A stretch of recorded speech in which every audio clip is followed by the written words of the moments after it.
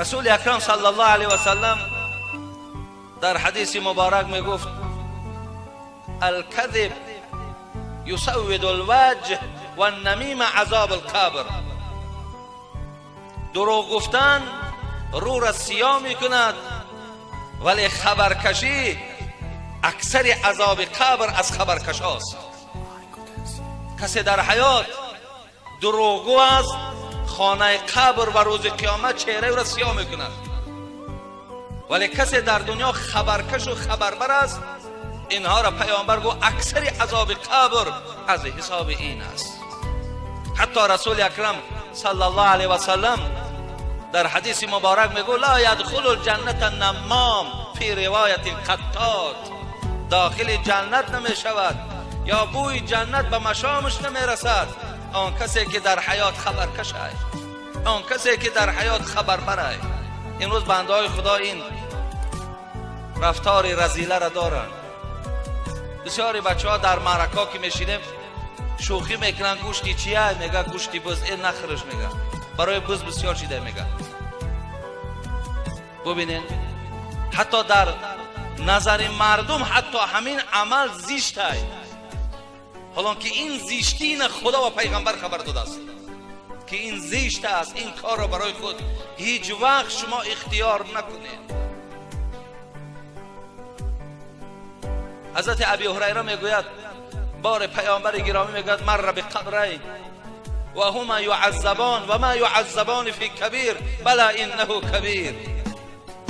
ابو هریره میگوید بار همراه پیامبر به پیش قبرستان میگذشتیم، به ناگاه نگاه کردیم که چهره پیامبر تغییر یافتند، یعنی رنگ و روش دیگرگون شدند. یک خوف وجود پیامبر فرا گرفت و ایستادن نزد دو قبر و گفتند و هما یعذبان، این دو قبر خدا عذاب داده ایستاده است، و ما یعذبان فی کبیر.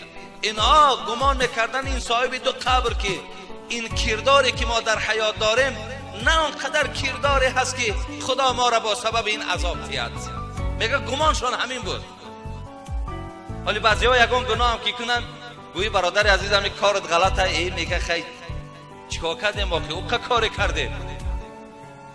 میگه این صاحب دو قبرم در دنیا گمانشان همین بود، نخواه به همین قدر اندک کاری که از ما سر زنه خدا امیرت از ما نبخشد و آخی خدا را لق بخش میگن، نخواه که خدا ما را عذاب کرد.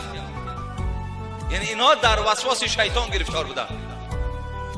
بعدا پیامبر گفت اما احدهما الیمش بالنمیمه، یکی از این خبرهایی که من به شما اشاره دارم کسی است که در دنیا خبرکش بود.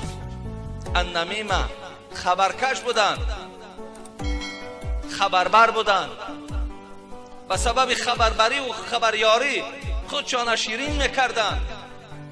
ولی امروز خداوند در قبر عذابشان میتید. همون کسانی که از اینا استفاده میبردن کنی آمده اینا را یاردم کند، کنی اینا را خلاص کند.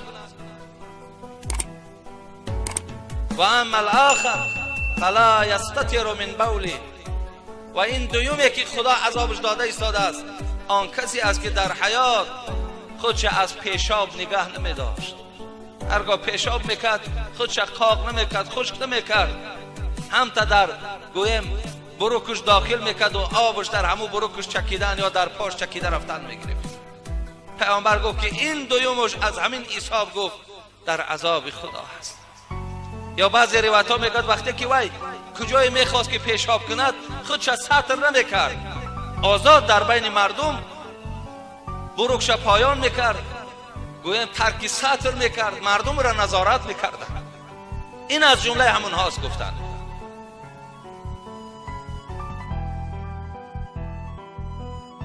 یا نبی سلام